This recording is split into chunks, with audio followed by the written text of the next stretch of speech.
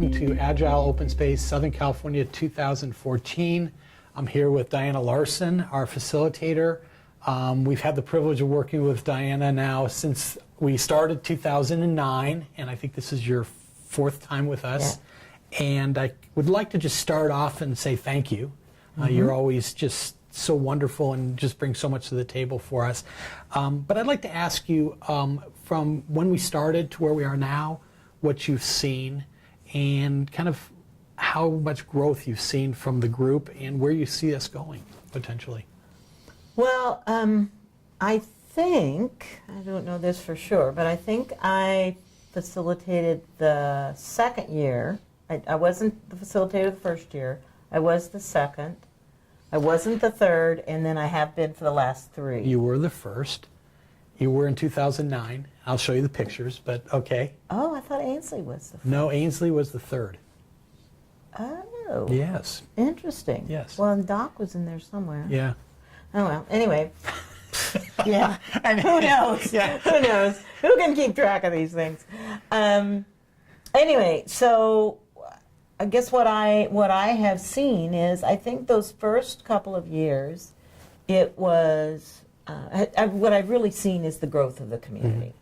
And the first few years, I haven't looked at the statistics. Maybe you have, but it was a it seemed like it attracted 40 to 60 just really focused, and in those years the event had an intimacy. You know, it's those few people talking to each other.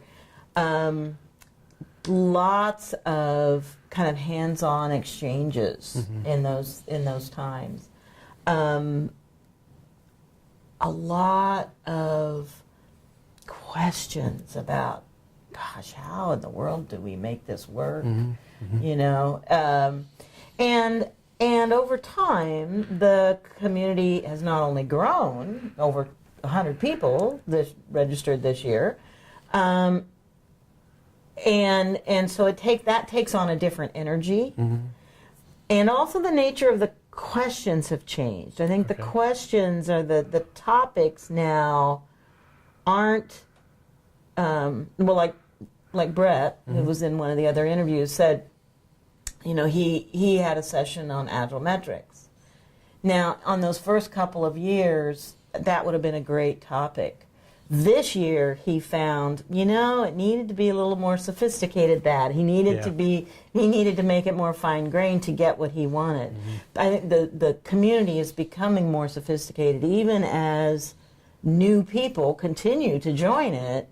Still, the nature of the questions, the nature of the topics is much more aware of what's going on in the broader organization, much more kind of fine-tuning roles, and not so much as talking about, well, am I a Scrum Master or am I a product owner, but gosh, am I a product owner, but do I have more of a BA hat or do I have more of a product management hat?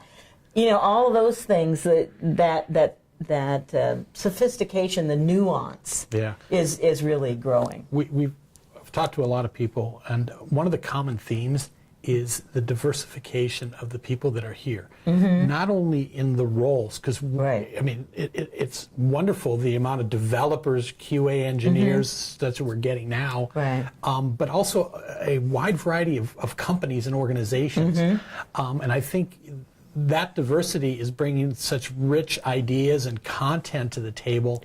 I've also observed in the sessions that, to your point of being sophisticated, the debates, the ferocious debates, and the respect that people have, and grinding down to the nth degree of the details has just been so amazing this year.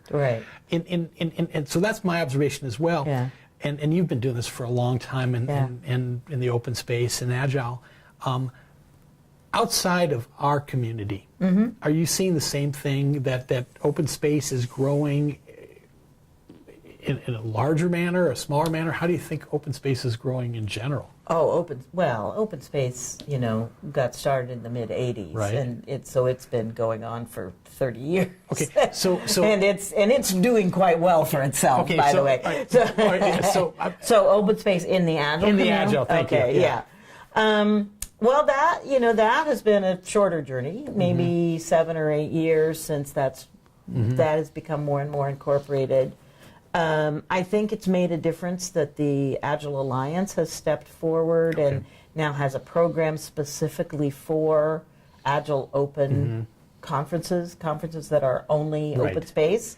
And they've had since the beginning, they've had a program that supports more traditional conferences and with some sponsorship money. And in just the last 2 or 3 years, we've had the program that is specifically for open space only conferences. And so we're seeing more in that sense. And of course, there's been a growth in the collaborative communities coming together, like the Agile Coach camps and some of the other camps, which often, if not always, are run more in open space. And, since for a long time we've done the retrospective facilitators gathering as an open space. And so there's a lot more of that. Many more traditional conferences are wanting to have an open space component, and I don't think it's because to make it less work. They're doing it because participants are asking we need a space where we can just talk about whatever we want to talk about, not what you put in the program. Right? At the Agile conference, don't they have is it Open Jam? Yeah, they call it Open Jam. And how is that differentiate a little bit? It's self-organizing in the sense that some people create just kind of the right amount of structure. It runs in parallel with the rest of the conference. It's different from open space in that there isn't a specific opening circle. It's more kind of an incubator, if you like, for spontaneous conversations. To give those a place to go.